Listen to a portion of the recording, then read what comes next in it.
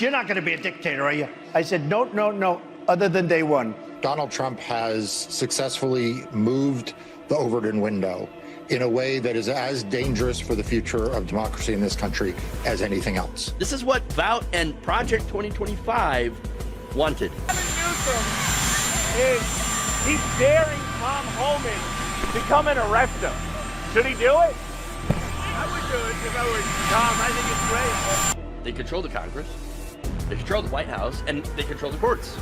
And so, of course, they're massively, massively overreaching. And yes, they are getting away with it right now. This is clearly a man who cannot tolerate criticism of him or what he does, which is exactly what authoritarianism is all about. The New York Times is just as fake as CNN and MSDNC. They really are the enemy of the people. What he is saying, rather bluntly, if you stand up to Donald Trump, he will punish you. Protesters in Philadelphia, state capitals in California, Minnesota, Michigan, Texas, Wisconsin, Indiana, and others showed up to oppose Trump, Musk, and Project 2025. US and President Trump has overseen America's largest military parade in decades as nationwide protests take place against his leadership. Demonstrations are happening right across the United States today to oppose the Trump administration. Two visions of America. On a day the country's deepening divide was there for all the world to see.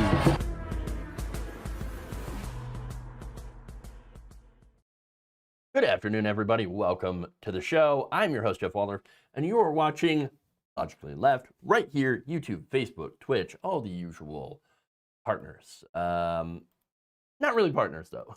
Okay, more like giant soul-sucking corporations. But yeah, what are you going to do? I mean, not broadcast on this? Well, good luck having anybody see any of it. Oh, anyway, got a great show for y'all.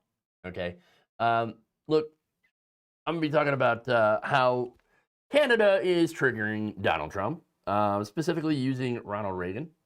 Gotta love it. We have Trump going after ranchers, calling them stupid. Oh, you're gonna love that. Yes. Stupid. Nothing like seeing Trump call members of his base idiots. And you know what? Might be right. We've got the vanity project that is the White House ballroom, or the no balls room, as I like to call it. We've got a Trump goon admitting that, yeah, we're gonna steal the midterms. We're gonna steal it, and this is how we're doing it. And this is how Donald Trump could do it. And then we have a protester that was arrested for playing Star Wars music. Okay, the Imperial March, and the ACLU is like, not so fast. We're gonna sue. So look, great. We've got a packed show today. Please like and share the stream if you haven't already. With that said, why don't we dive into the first story here? We're gonna talk about Canada trade talks with our friends in the North. Are they our friends anymore? It kind of feels like they have good reason not to like us right now. So, with that said, let me just say that Canada, I love you, and I'm sorry I didn't vote for this. Okay, I voted against this guy. Just to let you know. All right. That said, let's go. President Donald Trump apparently triggered and decided to cancel trade negotiations with our northern neighbors. That's right, Canada. He canceled negotiations on trade with Canada because they decided to hurt his very, very delicate feelings. The fifis are hurt. How dare you? Well, what did they do? What did Canada do this time? Well, they happened to play a video featuring quotes of Ronald Reagan. So this ad, by the way, was purchased by the government of Ontario and was broadcast on all the major U.S. TV networks. And basically, it's some clips of his 5-minute address from Camp David when Ronald Reagan was just right before he was going to meet with the Prime Minister of Japan to discuss trade. So I want to show you that ad, and then we'll break it down. When someone says, let's impose tariffs on foreign imports, it looks like they're doing the patriotic thing by protecting American products and jobs. And sometimes for a short while it works, but only for a short time. But over the long run, such trade barriers hurt every American worker and consumer. High tariffs inevitably lead to retaliation by foreign countries and the triggering of fierce trade wars. Then the worst happens. Markets shrink and collapse, businesses and industries shut down, and millions of people lose their jobs. Throughout the world, there's a growing realization that the way to prosperity for all nations is rejecting protectionist legislation and promoting fair and free competition. America's jobs and growth are at stake. All right, so yeah, that's Ronald Reagan. And Trump, of course, was not happy about it. He went over to Truth Social and responded to it about the way that you'd expect him to, okay? By posting, Canada cheated and got caught. They fraudulently took a big buy-ad saying that Ronald Reagan did not like the tariffs when he actually loved tariffs for our country and its national security. You love tariffs, guys. You love tariffs. Ronald Reagan loved tariffs? Really? Well, no, he didn't. He was a big free trade guy. That said, Ronald Reagan did use tariffs because that is something that a president can use. Now, shortly before delivering that address, Reagan did use tariffs. He placed higher tariffs on various Japanese products, okay, in retaliation for basically dumping, okay? So what the Japanese apparently had done was dump a bunch of cheap semiconductors on American markets. All right. So, Reagan, he's like, I'm a free trade guy, but this dumping is not a good thing, okay? Now, this was an example of some of the companies that Ronald Reagan had said were, quote, engaging in unfair trade practices, and had also gone against an agreement previously made with the United States, and that therefore the tariffs on Japan were considered to be a special case. Speaking of special cases, right? Donald Trump's a bit of a special case. Again, this is not a fake ad, okay? Trump's like, oh, fake news, fake ad. There's not Ronald Reagan. He loved tariffs. No, these were real words from a real address, okay? There's nothing fake about it. Now, Trump continues by saying, I love this. Okay, Canada is trying to illegally influence the U.S. Supreme Court in one of the most important rulings in the history of our country. Canada has long cheated on their tariffs, charging our farmers as much as 400%.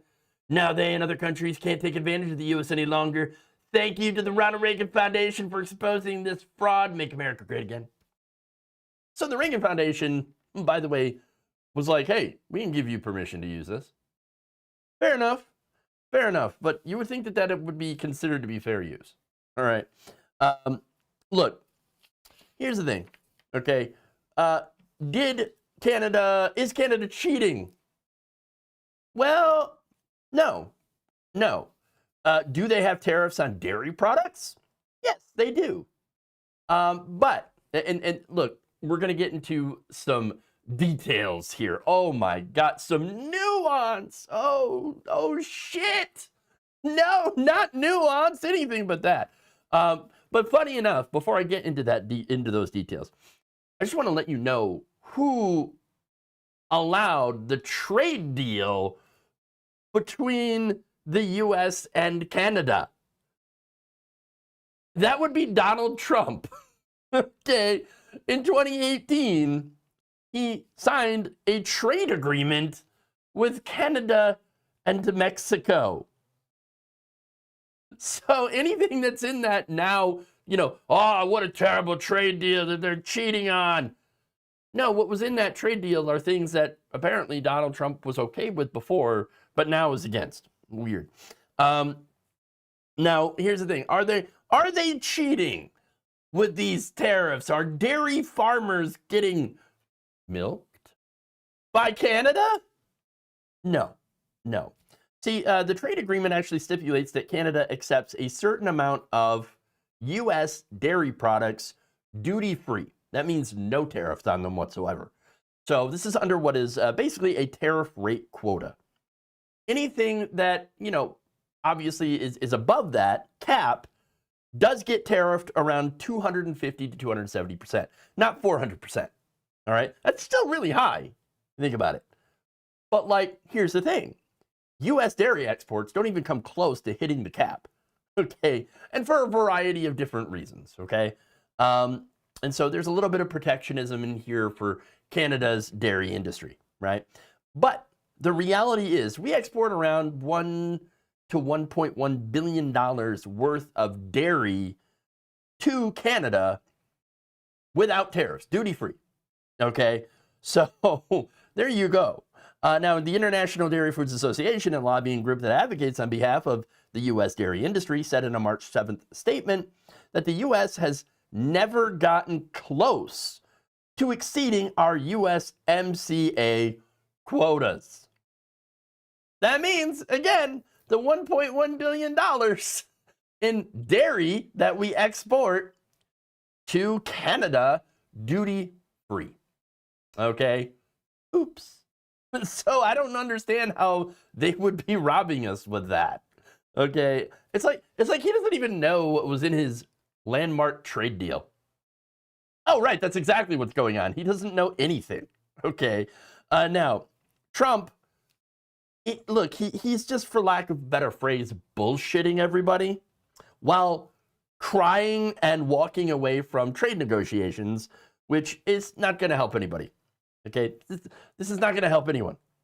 He also added, the United States is wealthy, powerful, and nationally secure again, all because of the tariffs. Wrong. The most important case ever is in the United States Supreme Court. God bless America. And then adds in a different post, the stock market is stronger than ever before because of tariffs. You realize, and he doesn't, that the stock market is completely divorced from economic reality, okay? Millions of Americans are suffering right now. We can't afford food. We can't afford cars. Can't afford homes, okay? Everything has gone up massively in price. And yet you got this orange, dumb man baby talking about how great things are while raising the price of everything with his dumbass tariff policies. Seriously. And I'm not saying that tariffs cannot be used effectively. They can. In fact, that's kind of what Ronald Reagan did. And I don't like Reagan, okay? So I'm just going to be very, very clear on that. I think Ronald Reagan is patient zero for everything that has gone wrong. But nowadays, today, Ronald Reagan would be considered some radical loony leftist, okay? Ronald frickin' Reagan, all right?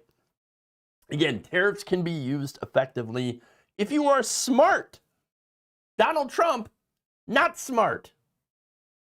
Of course, he's not the first dumbass to do widespread tariffs. In fact, you had, in 1930, the Smoot-Hawley Tariff Act, which was the last time the U.S. did widespread tariffs like we're doing right now. And you know what? We were doing that during the Great Depression. Those tariffs are widely considered by economists who have worsened the Great Depression. Okay, over 1,000 economists at the time had signed a petition telling President Herbert Hoover, oh my God, don't do these tariffs. This is a dumb idea. This is stupid.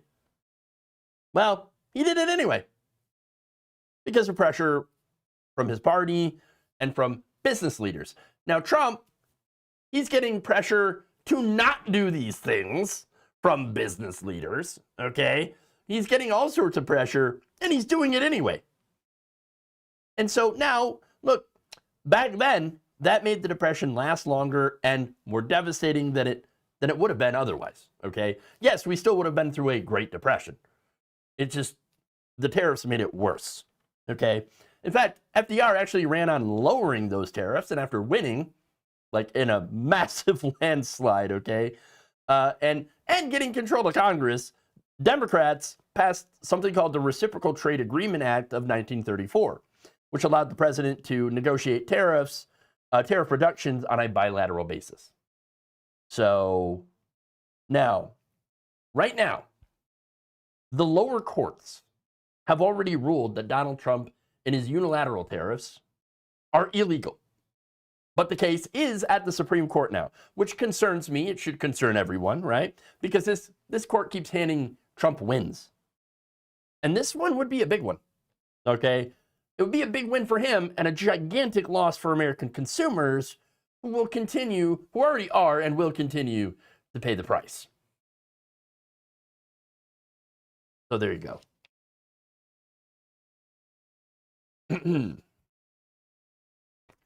Let's talk about the ranches. Ranches.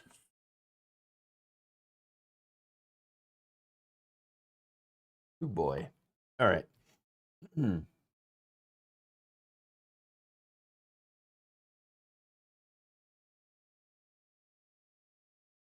President Donald Trump has responded to the intense criticism that he has received from cattle ranchers who voted overwhelmingly for him, by the way, over his plan to buy more beef from Argentina.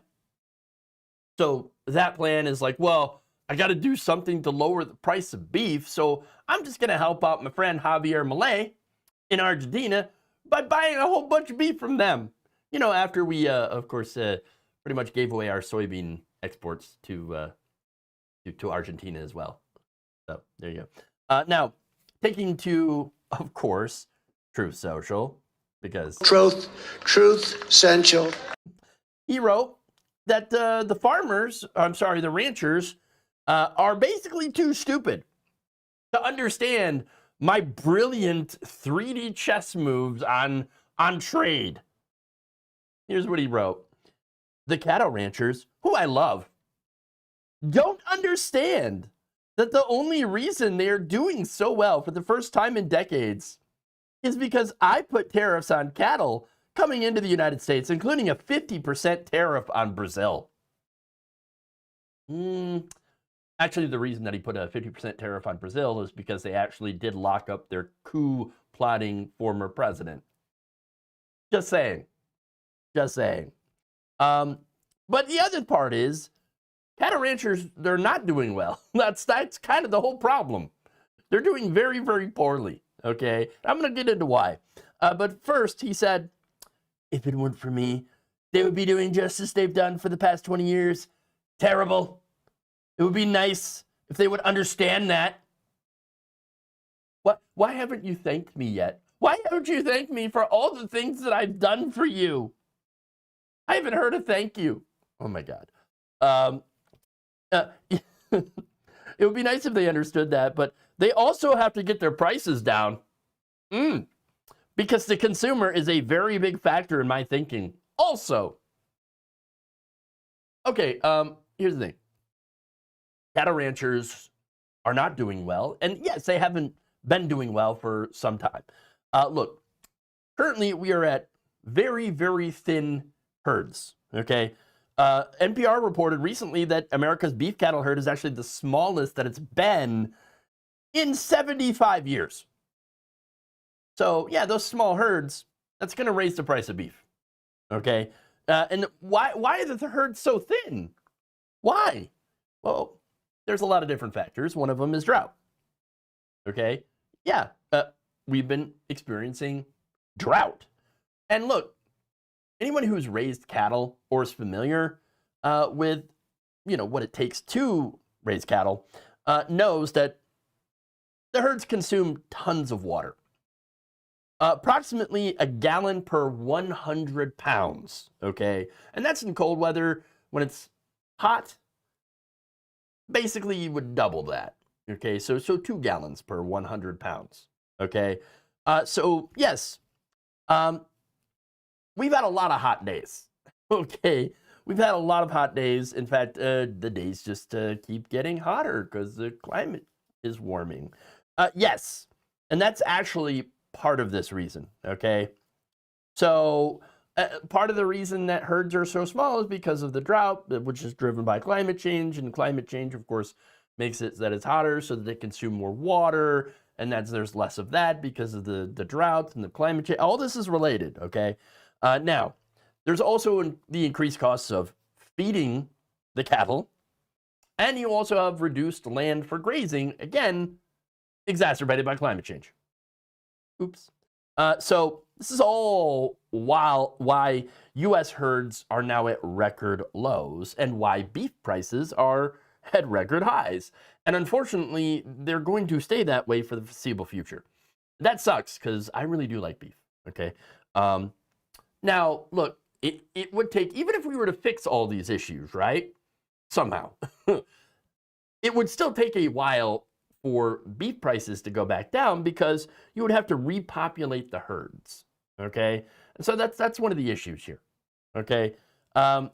You've got to repopulate those herds, and you would have to solve the increased prices of feed, and then of course grazing, and then solve the droughts, and et cetera, right? Now, Trump, however, doesn't know anything about anything, okay? He's just sitting there like, why aren't the ranchers thanking me for everything I've done for them? They're too stupid to understand my genius plan. The plan to help out your buddy Javier Milei, who also, again, is benefiting from the soybeans that American farmers used to supply to China. So I don't know. I think it feels like MAGA should now be standing for Make Argentina Great Again, because we also sent them about $40 billion in bailout money. Okay? I know, credit swaps or whatever. All right? No, it's a bailout. It's a bailout.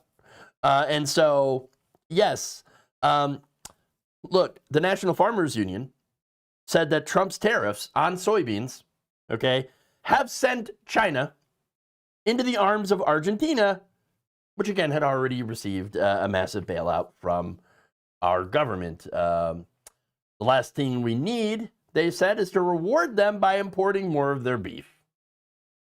Exactly. The National Cattlemen's Beef Association also slammed Donald Trump's plan on Monday, pointing out that in the last 5 years, Argentina has actually sold more than $801 million worth of beef into the U.S. market, compared to more than $7 million that American cattle ranchers had sold to the Latin American nation. And Farm Action, an agricultural watchdog group, called the plan a betrayal of the American rancher, lamenting that after crashing the soybean market and gifting Argentina our largest export buyer, which is China, Trump is now poised to do the same to the cattle market. Whoopsie. Oh, would you look at that? Is Trump screwing things up? Wow. Oh, I had no idea that was going to happen. It's not like I sat there for the last couple of years warning people, hey, don't vote for Donald Trump because he's a moron and he's going to screw things up. That's what's going to happen if you vote for him again. And well, now the ranchers and the farmers and MAGA, they're all having the day that they voted for. Well, congratulations. All right. Now, look, here's the thing. It doesn't take a genius to figure out that Donald Trump's move to buy more beef is not going to help really lower the price all that much. Okay. It also wouldn't give American ranchers any sort of benefit whatsoever. And they cannot just lower the price of beef because these ranchers will go out of business if they do. You see, there's this little thing called supply and demand, which is the most fundamental part of economics. It's economics, literally 101, okay? That's the first one. So currently, the supply of cattle in the United States is pretty low, while demand for beef is pretty high. That means we're going to have high prices. And that sucks. Yeah, but wouldn't importing more beef then help us? Marginally. Marginally. Okay? So now what Trump could do to help ease the pain to American families while also helping out the ranchers would be to, I don't know, subsidize beef. You could do that, right? Basically, you give people like some extra money to buy it or a beef coupon or something that could maybe offset the cost for American families, okay, which would help people be able to afford to keep buying it, but it would also make sure the ranchers still get paid enough because, again, you have the cost of feed, right? That has risen pretty highly and all the other factors that I had previously mentioned. You could do that, but Trump won't because that's something socialism, okay? And we don't do that here, okay? So at the end of the day, his plan to buy more Argentina, beef from Argentina, basically would just shank the American rancher while helping out Javier Milei, who his own policies had crashed his economy, okay? And so people are looking at that plan and going, that sucks. Well, we do not like this at all, okay? Even the most devoted MAGA chuds are like, this kind of sucks. Right-wing commentator Tommy Lauren, for example, called the move a quote-unquote disgrace and is stabbing the back to the ranchers. In a post on X, Meriwether Farms, a beef producer in Wyoming, that touted their love for Donald Trump, warned that Trump was, quote, betraying the very people who put food on the table for us. Well, there you go. What do you expect from a man who went bankrupt 6 times? When are people going to realize that Donald Trump is not a business genius? He has no idea what he's talking about. The man is just a loudmouth marketer, okay? That's all he's really good at is just marketing, convincing idiots to part with their money and apparently their votes. That's how he made his money, okay? After getting a giant inheritance from his dad, okay? The man doesn't really build anything. He's not a builder. All he knows how to do is leverage his name because he is nothing more than a brand that is now completely destroying our country.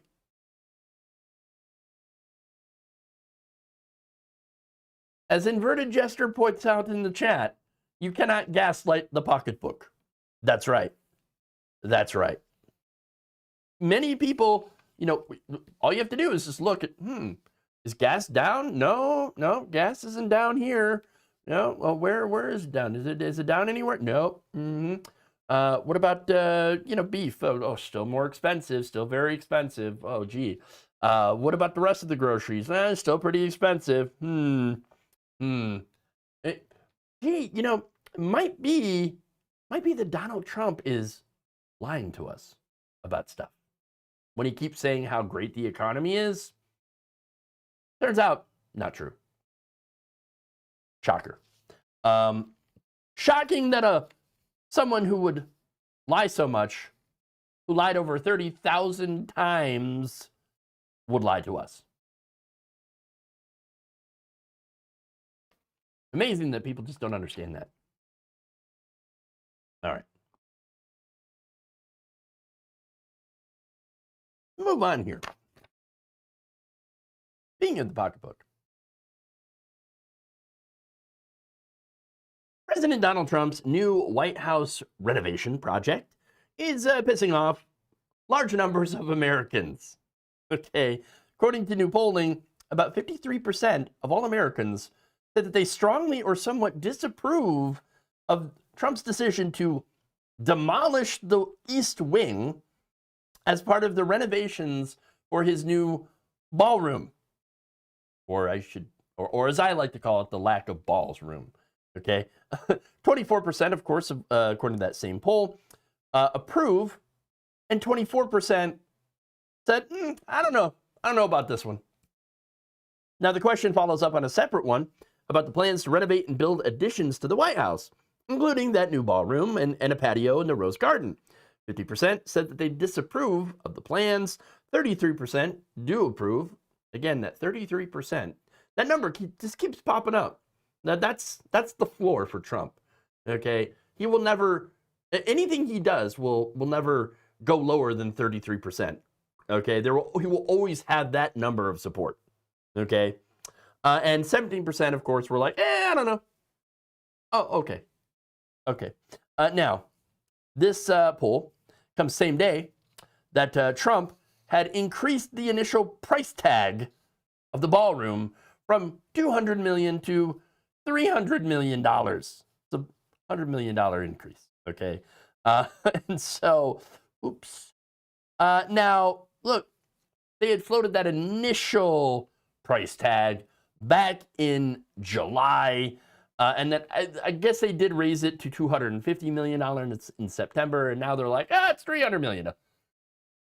I wonder if it's going to be, what, 400, 500 million soon? I don't know. But there's a lot of people pushing back on that. For example, the National Trust for Historic Preservation says that the proposed 90,000 square foot ballroom will, quote, overwhelm the White House itself. That's right. So, look, the White House is about 55,000 square feet. This ballroom, just the ballroom, 90,000 square foot. That's huge. The ballroom, it's going to be massive, which makes me think that Trump is probably overcompensating for something. Just saying. Now, in addition to, watching the People's House, because that's what it is, get torn down, other critics of the project are wondering, hey, who's actually paying for this? This is $300 million of whose money? Now, Trump is saying, oh, don't worry. It's going to be privatized, privately funded by me, which means he's not going to pay a penny of it. But his rich friends, his donors, will. Okay? So that means that private companies, if this is true, are going to be able to come in and use this to curry favor with this administration. And they'll never do that without some sort of guarantee of a return on investment. You know how these people work, okay? And so far, oh, look at the donors. They include Lockheed Martin, Apple, Microsoft, Meta, Google, Amazon, Coinbase, and Palantir, the evil corporation headed up by Peter Thiel that is stealing all of our information, tracking us. Great. Oh, but there's more. Blackstone CEO Steve Schwarzman, oil tycoon Harold Hamm, and crypto entrepreneurs Tyler and Cameron Winklevoss were also on a guest list to have a lunch or dinner with Donald Trump and to become donors of this project. Wonderful. So you've got some of the most evil corporations in the country that are going to get some favors from Donald Trump because they help fund his stupid ballroom. Oh, God. Yeah. And so, yeah, that sucks. That sucks a lot. Now, Really American, a grassroots political organization, did write on X, quote, in a shocking moment, Trump just quoted the cost of the ballroom nobody asked for at $300 million, an increase of $100 million over his previous estimate during a government shutdown. What an atrocious grift. But one that's not exactly unexpected. Senator Elizabeth Warren, of course, wrote on X on Tuesday, oh, you're trying to say the cost of living is skyrocketing? Donald Trump can't hear you. Over the sound of bulldozers demolishing a wing of the White House to build a new grand ballroom. Now, here's the thing, right? I actually don't think it's terrible to do renovations. Like, the White House is old. But this ain't right. This is excessive. Not only is it excessive, but knowing Trump, it is going to be gaudy as hell, okay? Nothing that Donald Trump does isn't gaudy as hell, okay? But the other thing, one of the big criticisms I have is, look at the timing. Look at what's going on here. We're in the middle of a government shutdown. And not only that, but we're dealing with massive inflation. It just hit 3%. And of course, the tariffs can cause that to go up even further. Okay, prices. People cannot afford new cars. They cannot afford new homes. They can't afford to get educated, to go to college. People are financing groceries. They're putting their grocery bill on the credit card. That's messed up. That's bad. Add to that the fact that millions of people are probably going to see a massive increase in the cost of their health insurance. Okay, double, even triple. People's health insurance is going to go probably over $1,000 a month. A month. All right. Others are losing or have already lost Medicaid. Rural hospitals are shutting down. They have shut down in many places. While this asshole is out here taking bribes from billionaire tech bros in order to build a $300 million ballroom. Are you kidding me right now? Are you seriously? I mean, what this is that this has got to be Donald Trump's let him eat cake moment, okay? That's what this is to me. Let him eat cake. I'm going to get a ballroom. Everything's great. Everything's awesome. I'm getting a ballroom, guys. While people are starving in this country. So, yeah, let him eat cake. All right, well, sure, I hope that is his let him eat cake moment because, you know, we all know how that story turned out.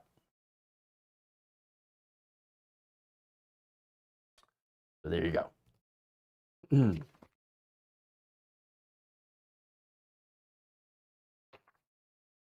right. YouTube algorithms are shorting you of audience. Logical has no magic use. Yeah. Yeah, you're probably right about that. And yes, my audience is rather low. But it is what it is. Hey, if you want to support independent progressive media, sign up to become a patron. Patreon.com/jeffwaldorf. Just saying. Also, like and share the stream. Remember when Obama kept saying he wished there was a ballroom, and Bush and Clinton and Bush and Biden? Yeah, and the thing is, none of them took $300 million to build a ballroom from giant corporations. Especially one that was going to be that massive. Again, overcompensating for something. All right. I'm just saying. This election is about the people. Tallywhacker. Testicles. Okay. Anyway, you weren't clear.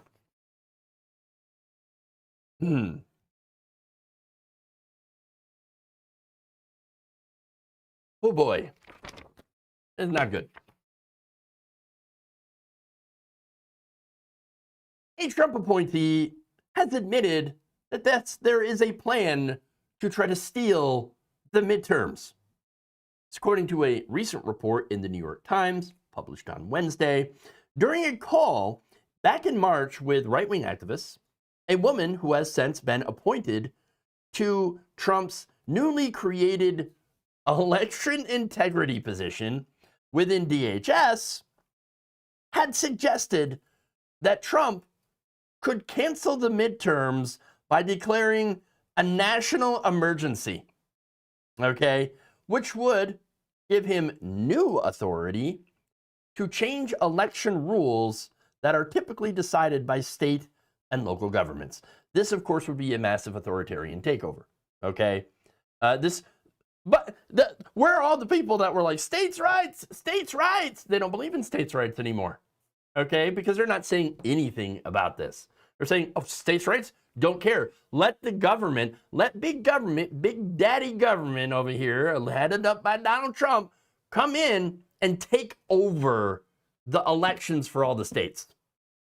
Yeah. So now who's the person who made this idea?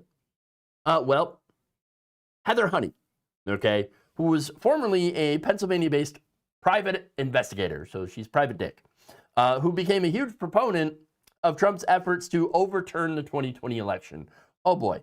Now, she said that the authority, which doesn't exist, would come from an investigation into Trump's 2020 loss, which she had basically argued was the result of widespread voter fraud or election fraud. Now, funny enough, they couldn't prove either in a court of law. I mean, it's not like they didn't have 60 different chances to come up with that evidence of voter fraud and election fraud. Okay, couldn't get there. You know, they couldn't deliver the goods. Okay, so I mean, look, it's one thing to go on Fox News and claim, oh yeah, stole the election, they stole the election, claim fraud, right?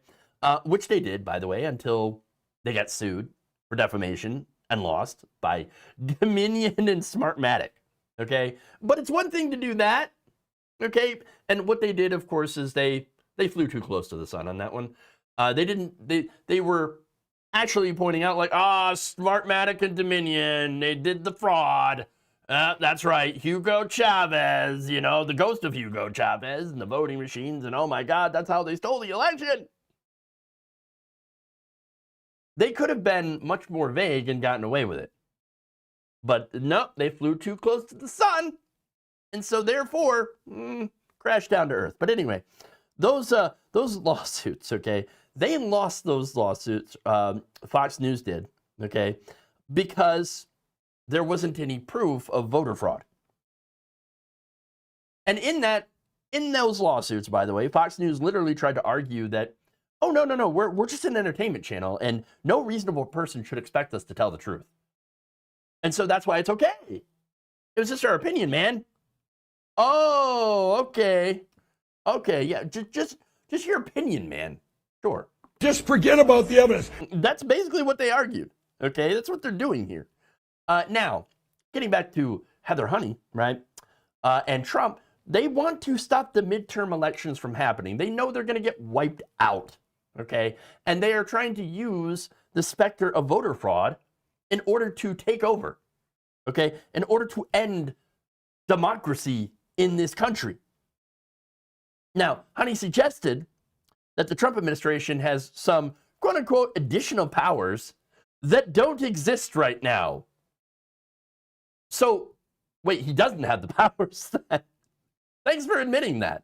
All right, if they don't exist right now, then they don't exist. Okay. Now, she also admits, though, well, we can make them exist by using an investigation into voter fraud as a pretext. Oh, okay. Quote, we can take these other steps without Congress, and then we can mandate that states do things and so on, you know, because of that investigation. She then added, I don't know if that's really feasible. Oh, now you're saying you don't know. And if the people around the president would let him test that theory. You know, I'm afraid that many of them probably would allow him to test that. I mean, Stephen Miller, 100%, absolutely would. Well, Pee Wee German can't wait to do a fascism, okay? Along with, of course, Donald Trump, who would love to do it as well. Last week, the Wall Street Journal reported that the administration has actually begun an effort to reboot the election voter fraud narrative. First, you had Trump tapping former campaign lawyer and Stop the Steal proponent Kurt Olson as a special government employee that has been tasked with reinvestigating 2020. Olson has reportedly already begun asking intelligence agencies for any information about the 2020 election, and also suggested that he wants to purge the government employees of employees who are disloyal to Donald Trump. He has also sought to implement many of the proposals from the U.S. Citizens Election Bill of Rights, which is not actually a Bill of Rights at all. Takes rights away. Now, this was proposed by the so-called Election Integrity Network, a group of election deniers, of which Honey is a member. The group has become deeply influential during Trump's second term, obviously, and has called for new restrictions on mail-in ballots, early voting, and to make it easier for voters to get purged from the rolls, okay? And for election results to be challenged. Trump has also elevated a leading EIN operative, Marcy McCarthy, who also pushed a bunch of debunked theories about widespread illegal voting in Georgia, to be the CISA's Director of Public Affairs. EIN's founder, Cleta Mitchell, was also notably one of the lawyers that was present on Trump's phone call in January 2021, in which he attempted to pressure Raffensperger and other Georgia election officials to find him enough votes to be declared the winner of the state, which of course resulted in him being indicted 3 years later. And on a podcast with a Christian nationalist influencer last month, Mitchell likewise pushed the idea that Trump could use emergency powers to try to assert control over state elections. He said, quote, she said, the president's authority is limited in his role with regard to elections except where there's a threat to the national sovereignty of the United States. I think maybe the president is thinking that he will exercise some emergency powers to protect federal elections going forward. I mean, that all of this should worry you. Claiming a bullshit emergency as a pretext to take over the state elections should worry you. Absolutely. It's unconstitutional, of course, but he doesn't care. I mean, I should be very obvious to everyone that he does not care about the Constitution, doesn't care about the law. He's a criminal. He's been ignoring the Fourth Amendment. He's ignoring due process. He's been sending the military into the cities, ignoring about 35% of the court orders that were made against him. He doesn't care. He's been talking about doing a third term, okay? Steve Bannon, by the way, says, oh, we got a plan for that too. Oh, great. So all these people who are evil are out there announcing their evil plans. I mean, this is like one of those superhero movies or something like that, where the evil guy, the bad guy's got to go and monologue his plan, put it out in the open. Well, now this is the plan that we have to take over the earth. Okay, that's what they're doing. They're in the middle of their monologue, which means they think they're winning. They actually believe that they were going to win this fight. Okay, in fact, here's what Bannon said. Quote, he's going to get a third term. So Trump is going to be president in 2028, and people just ought to be accommodated with that. At the appropriate time, we'll lay out what that plan is, but there's a plan.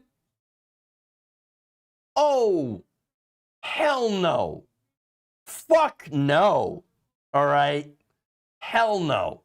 Not going to happen. Look, the 22nd Amendment's pretty clear, and there's no way he can get that overturned. So they're going to try and break the law. Look, I'm pretty sure that these things are related.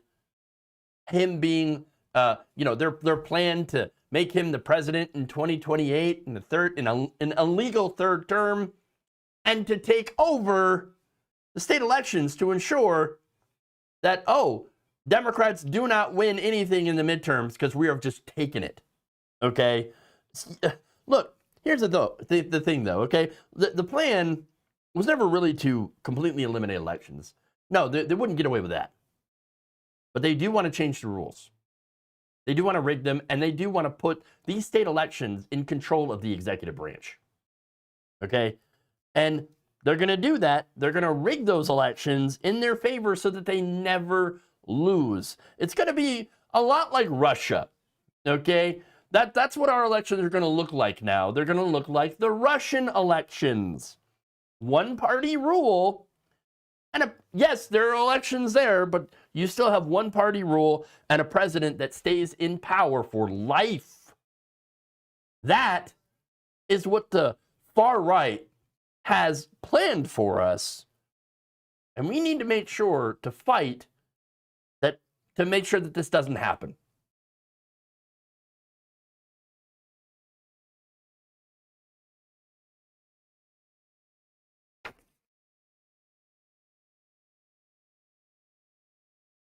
Okay.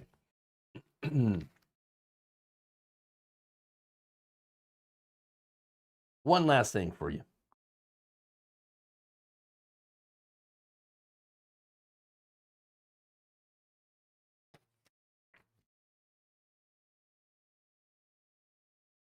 The ACLU is filing a lawsuit on behalf of a protester that was arrested simply for following around National Guard troops while playing the Imperial March from Star Wars. So Sam O'Hara is, one of those heroes that doesn't necessarily wear a cape, and he doesn't have to. What he would do is on TikTok, he would follow people around. And by the way, his TikTok is at FreeDC2009, and basically it features dozens of videos of him either walking behind or standing near National Guard troops in DC, in our nation's capital. And he would use his phone or like a small speaker or something like that to play the Imperial March. The one that would play whenever Darth Vader would show up on screen. Okay, if you're not familiar. Okay, I'm a Star Wars nerd, so I know. Okay, so anyway, you do that, and look, he got a lot of attention for doing it. Most of the videos, get millions and millions of views. Okay, so now, how were the troops responding to it? Most of them either ignored him or would bop their head along with it. Okay. Like, okay, yeah, cool, whatever. Think about it this way. A lot of these National Guardsmen, they're getting sent to these cities to do basically trash cleanup. Okay, that's what they're doing there. Okay, they're not allowed to help with enforcement, posse comitatus. Okay, that act prevents them from doing law enforcement duties in the city. So they're going in their trash, walking around, they're picking up trash. All right. And it's a waste of their time. It's a waste of money. Look, costs about $530 a day per soldier. All right. To basically have them go and pick up trash. That's it. And it's just a complete waste of their time, our taxpayer money. But it is a way for Trump to try to condition people to get used to seeing U.S. soldiers in our streets. And that's the messed up thing about it, okay? He wants us to get used to his authoritarianism, which is why O'Hara is going out there and he's doing this, and that is resonating with millions of Americans. In less than 2 months, O'Hara built up a sizable following and racked up millions of views for his post. One from August has 4.4 million views by itself. That said, this is getting him into a little bit of trouble. In fact, a couple of guardsmen were not happy with it. One of them, at least. According to a complaint filed Thursday in the U.S. District Court for the District of Columbia on September 11th, O'Hara had saw several National Guard members in D.C.'s Logan Circle neighborhood and stood several feet behind them and began playing the Imperial March aloud on his phone and had started recording. One Ohio National Guard member, because again, it's being sent from Ohio, okay, Sergeant Devin Beck was not amused, the complaint states. And after less than 2 minutes of O'Hara's musical protest, Beck turned around and threatened to call the police to handle Mr. O'Hara if he did not stop. He, of course, didn't, because that's his right. He's an American and has the First Amendment, okay? And so Beck ended up calling the cops because he can't actually do law enforcement actions, right? So now the DC police showed up and we're like, oh yeah, we're going to do something about this. Look, is anybody surprised? Remember, you do have law enforcement that ends up generally being on the side of fascist takeover, okay?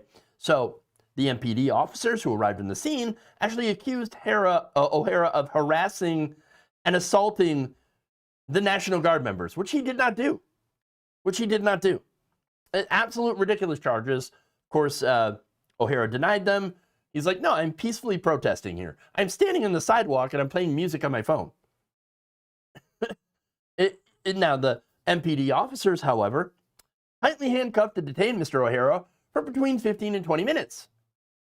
The complaint further alleges that O'Hara complained about the tightness of the handcuffs, where one, and had said that one MPD officer had jerked Mr. O'Hara's arms while he was handcuffing him, which caused him pain because of the two shoulder surgeries he had in 2023, and none of the officers did anything to loosen those handcuffs or otherwise alleviate O'Hara's discomfort, continuing to detain him until he was eventually released without charges. So that's important too, because, you're harassing and assaulting the National Guard? Oh, it turns out you didn't. So we have to let you go. False arrest. That's false arrest for no reason at all, and just a way to try to intimidate him. The man wasn't doing anything wrong. In fact, O'Hara's attorneys pointed out in their complaint that the client had just was playing music at a volume that was audible but not blaring, and did not speak with the guard members that he was walking behind, did not touch them or interfere with their operation whatsoever, walked behind them for only a few minutes, and initiated his protests only when he saw guard members engaged in operations consisting entirely of walking on patrol, as opposed to any incidents where guard members were actively involved in supporting other law enforcement. So, Now, the lawsuit names as defendants Beck, the 4 officers with the MPD, and the District of Columbia, and lists 5 counts, 2 for violations of his First Amendment rights, suppression of free speech, and retaliation, 1 count for violation of his Fourth Amendment rights, unreasonable seizure, unreasonably prolonged seizure, and excessive force, and 2 counts under D.C. law for false arrest, false imprisonment, and battery. O'Hara is seeking a ruling that the defendants violated his First and Fourth Amendment rights and violated D.C. law, as well as compensatory damages, punitive damages, and costs and reasonable attorney's fees. Armed National Guard, said O'Hara in a statement released by the ACLU, should not be policing D.C. residents as we walk around our neighborhoods. It was important to me not to normalize this dystopian occupation. But instead of respecting my right to protest, police officers handcuffed me so tightly my wrists were still marked and stored the next day. This shows the danger of deploying troops onto American streets. It puts all our basic rights at risk. So the police here are the bigger baddies, okay? Beck, Sergeant Devin Beck, you're kind of a bitch. I'm just saying, you got mad? You got mad for somebody playing music? Oh, did that offend you? Did that hurt your little feelings, sir? Oh, and so you decided to sick the cops on someone for hurting your feelings. Who's the snowflake? All right, who's the snowflake? Now, as far as the National Guard, I've talked about how I'm pretty sure that a lot of National Guard members don't really want to be in the cities. They don't want to be in D.C. They don't want to be in Portland. They didn't want to be in L.A. That's not what they signed up for, okay? And so I hope that Beck's fellow guardsmen give him the disrespect that he deserves for being a little bitch, okay? Because that's what he is, all right? Look, Michael Perloff, senior staff attorney at the ACLU DC, says, quote, "The government doesn't get to decide if your protest is funny, and government officials cannot punish you for making them the punchline. That's really the whole point of the First Amendment." Yes, absolutely. Absolutely. And that's why O'Hara has an extremely strong case against them, okay? In fact, Robert McNamara, Deputy Litigation Director of the Institute for Justice, told Mediaite, quote, "It's clear as a matter of law that government officials cannot retaliate against people just because they're angry about their speech. It's also clear as a matter of fact that government officials love nothing more than retaliating against people just because they're angry about their speech by arresting them, impounding their vehicles, or worse. That's why it's vitally important for courts to hold the government accountable for First Amendment violations like these. How sad, said New York Law School professor Emerita Nadine Strawson, that what was intended as a satirical, humorous reference to fictional authoritarian forces led to the all too real and not at all funny imposition of actual authoritarian force. Yeah. And finally, Robert Gordon Revere, chief counsel at the Foundation for Individual Rights and Expression, also known as FIRE, said this: playing music that may be annoying to National Guard troops is not a crime, and arresting someone for playing the music and for recording the scene violates the First Amendment. Even the Nazis in the movie Casablanca did not believe they could arrest patrons of Rick's Cafe for singing the French national anthem. Something has gone terribly wrong here. That's right. And you know what? It started with Donald Trump believing that he has the authority to send the military into cities over fake emergencies. Okay? Because that's what they are. I don't believe I can stress the irony of this situation enough. What a way to prove O'Hara's entire point that you are the fascist authoritarians, that you are the baddies. I hope O'Hara wins his case and wins big time. All right. Oof. Funny thing is, this cop knew Star Wars. Well, it's hard for anyone not to know Star Wars, to be fair. But yes, and immediately triggered, like, I'm not a stormtrooper. Let me act like a stormtrooper. Way to go. Way to go. All right. And yes, I do love that. Are we the baddies? Very, very poignant these days. Very poignant. All right, so before I head out, got a super chat here from VMan29397. Says, thought I'd mention the other day that I was entering Grand Central and saw a guy handing out anti-Mamdani flyers, only for them to be crushed, dropped, or torn and tossed on the floor. Thought I'd make you laugh. That's pretty good. I do like it. I do like that. So thank you for making this Friday a little bit better. And sharing that. Yeah, the Mitchell and Webb sketch is uncomfortably relevant. Yeah, extremely. Extremely. I just heard that Cuomo apparently made an AI ad about Mamdani. He is so cooked. Yeah. Yeah, I did see something about that as well. Would I ever play a video game with my Patreon subscribers and stream it? I'd definitely watch. That is something to consider.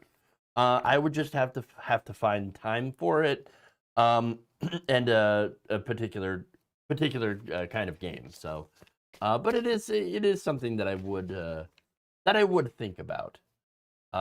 Heads we win, tails you lose your elections.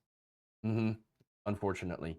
All right. So prior to 2022, Steve Bannon would have been arrested for suggesting that someone could have a third term. Or 2020. Yep. Are they going to try to break? They are going to try to break the law. Yeah, I know. They are going to try to break the law. Unfortunately. All right. So, all right. Do you think he wants to start a war with Venezuela? Said Latapata 74. I do think that is definitely something that he's thinking about doing. It's not like they haven't been going after Venezuela. They're massing troops in the area, about 10,000. There's, I think, 5 or 8 warships in the area. A flight of fighter jets. They're definitely cooking up something. Okay. And they're making people in that area very, very nervous. He wants Venezuelan oil. Yeah, pretty much. And so, yeah, I think that definitely could be one of the plans. And that's, I talked about that actually the other day when I was like, we're bombing boats without actually knowing whether or not they're drug boats.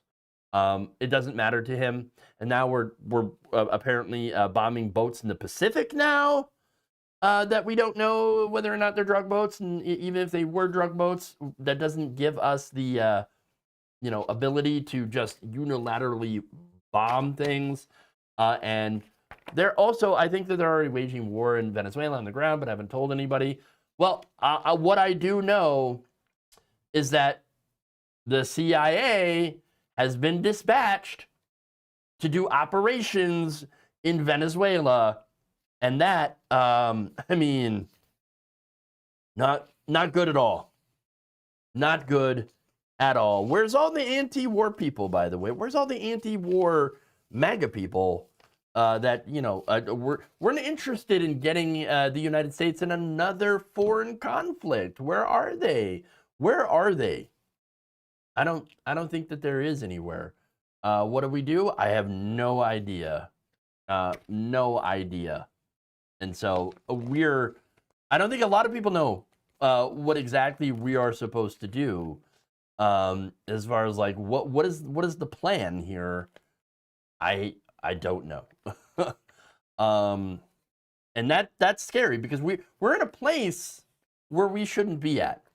And what my focus has been is trying to educate the American people into what is actually going on here, and to try and get enough people who know what's going on awake, aware, and then we can come together and try to figure out how are we going to fight this? How are we going to take our democracy back?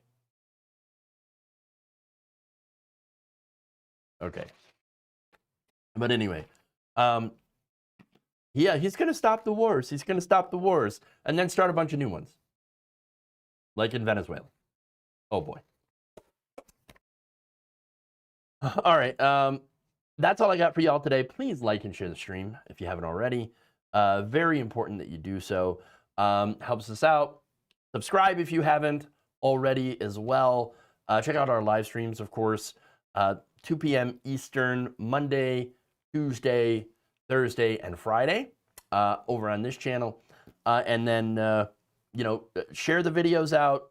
I post videos 5 days a week, 5 videos a day. So, I do roughly about 4 to 5 videos a day. You might not see them because YouTube sucks at, I could just stop right there. But no, YouTube sucks at telling people who, have subscribed to channels when channels have put out new videos.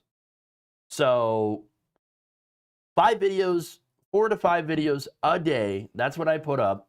So make sure to check those out, especially if you've missed the live show or missed any part of it. Or, for example, you're not over on this space when I'm streaming over there on Wednesdays. There are always new videos out Monday through Friday. So please like and share them. Send your comments and things. And yeah, just, tell the algorithm that, hey, no, I do want to watch this. And if you haven't already, hit the notifications, hit the bell, and say, I want to see all notifications from the Logical Leftist. Okay, and whatever channels you also enjoy, you want to see those notifications because YouTube, like I said, pretty terrible with letting people know when there are new videos. Also, check to see if your account on YouTube has been restricted or not, because if you watch something that makes the AI on YouTube think that you're under 18, it will restrict your account. So, and then not show you any videos for adults. So just make sure to make those changes as well. Okay, and to check that out to see if you're on restricted mode or not. So, with all of that said, thank you everybody for watching. Consider becoming a patron, supporting independent progressive media, That's patreon.com/Jeff Waldorf. You can see it on the ticker down below, or become a member by hitting the join button below on YouTube, or becoming a subscriber on Facebook, stars, setting all those things. So there are many, many different ways that you can support the show. So I appreciate everyone that does so, that does support us. I get right-wing ads and shows suggested all the time. That's right. Unfortunately, that's the algorithm has a right-wing bias. Okay, and that's what's that's the unfortunate reality in 2025, is that they are limiting the reach of lefty creators while boosting the algorithm of right-wing creators to get them more and more views, starving, of course, the left of views, and basically encouraging people to fall down right-wing rabbit holes. And that's a situation that is not brand new.